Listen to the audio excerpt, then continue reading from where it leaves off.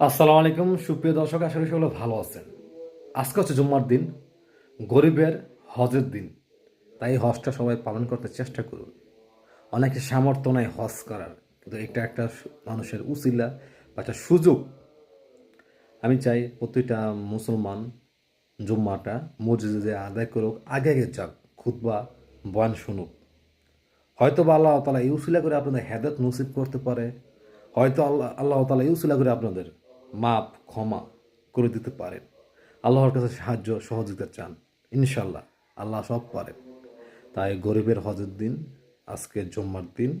তো জুম্মার দিনে সুন্দরভাবে সঠিকভাবে জুম্মা নামাজ আদায় করুন, পাঞ্জাবি পাজামা সুন্দরভাবে সুরক্ষভাবে যার যা যতটুকু সামর্থ্য আছে সেইভাবে সাজিয়ে গুছাইয়া সুন্দরভাবে যান। তাই আর কি বলবো। তাই প্রতিটা মুসলমান প্রতিটা পুরুষের উদ্দেশ্য করে বলতেছে, আপনারা আগে যাবেন, খুতবা শুনবেন, বয়ান শুনবেন, জুম্মার নামাজ মসজিদে যেয়ে আদায় করবেন। তো সবাই ভালো থাকবেন, সুস্থ থাকবেন, এই শুভকামনা। আল্লাহ হাফেজ। আসসালামু আলাইকুম রহমতুল্লাহি বারাকাতুহু।